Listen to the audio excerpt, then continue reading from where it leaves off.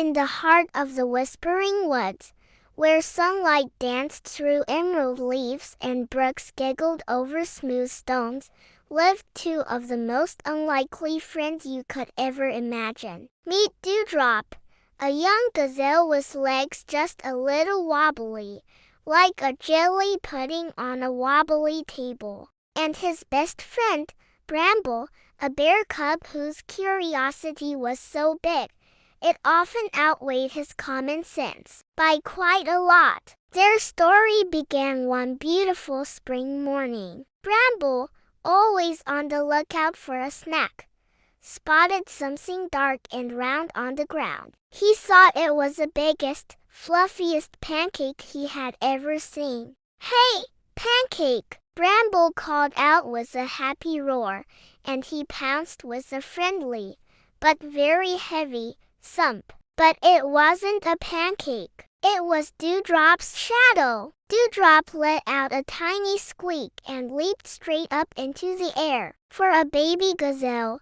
this was a very big leap. He sailed over a bush, cleared a log, and landed nose first in the patch of soft, yellow daisies. When Dewdrop looked up, blinking petals from his long eyelashes, he saw Bramble staring at him, his eyes wide with amazement. You can fly?" Bramble asked, his voice full of wonder. "No," Dewdrop sighed, shaking his head. "I panicked." And from that very strange, very funny moment, they were completely inseparable. One sunny afternoon, they decided to build the most amazing treehouse ever. Bramble, being a bear, had some unique ideas about construction. He insisted on using honey as glue. "It's sticky, it's shiny, and it's tasty," he declared proudly, holding up a paw dripping with golden dew. Dewdrop wasn't so sure. He watched nervously from a lower branch as Bramble smeared honey all over the twigs and leaves they had gathered. The structure looked wobbly from the start, and then, very slowly, the whole sticky, leafy mess began to slide. It slid right off the branch and landed directly on top of a very surprised hedgehog who was taking a peaceful nap below. The hedgehog blinked up at them, completely covered in honey and leaves. He looked like a walking salad. He mumbled, still half asleep, "Is this room service?" They felt terrible, of course, so they spent the next hour carefully helping the hedgehog wash all the honey and leaves out of his spines in the cool, clear creek. All the while, Bramble tried his best not to waste any of the delicious honey. He found a big rock covered in it and started to lick it clean. But the honey was extra sticky, and the rock was very smooth, and soon, Bramble got his tongue stuck. Dewdrop had to gently pour warm water over the rock until his friend's tongue finally came loose with a soft pop. The hedgehog just shook his head and chuckled. Another time, Bramble decided he wanted to be as graceful as Dewdrop.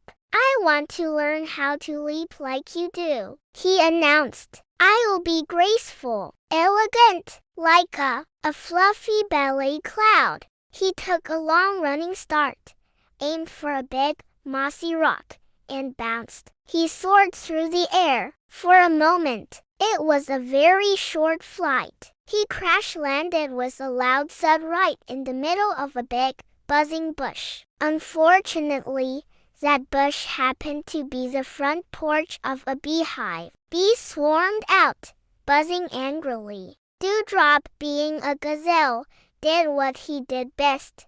He bolted. But he only ran a few steps before he heard Bramble yelling behind him. Bramble wasn't roaring or fighting. He was yelling, "I surrender. I love what you've done with the place. Such lovely architecture." Dewdrop couldn't leave his friend. He ran back, and together they escaped by tucking into a ball and rolling down a long, grassy hill. They tumbled over and over, collecting leaves, mud, and one very confused frog who had accidentally hitched a ride on Bramble's ear. When they finally stopped at the bottom, dizzy and covered in nature, they just looked at each other and burst out laughing. Through all their crazy, chaotic adventures, their friendship only grew stronger. They started teaching each other things. Dewdrop, with his quiet steps,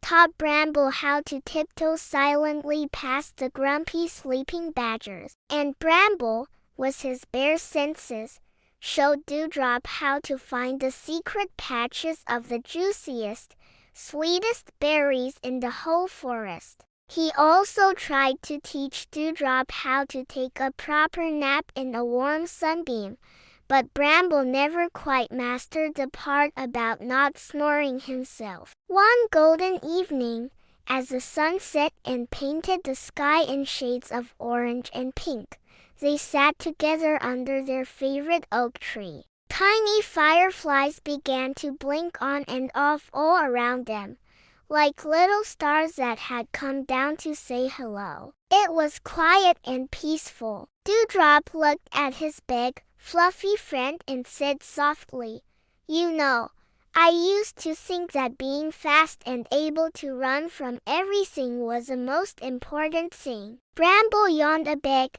sleepy bear yawn and leaned his heavy head against Dewdrop's shoulder. "And I thought being big and strong was the best thing to be," he mumbled, his eyes starting to close. "But now," Dewdrop smiled, feeling the warmth of his friend beside him. "Now," Bramble finished, his voice already fuzzy with sleep, "we're just us." He took a deep, happy breath. The fastest, fluffiest, silliest team in the whole Whispering Woods. And somewhere up in the branches, hidden among the leaves, a certain hedgehog chuckled softly to himself. He was still finding little bits of sticky honey in his spines, and every time he did, it reminded him of his two silly, wonderful neighbors. In the Whispering Woods, friendship came in all shapes and sizes, and sometimes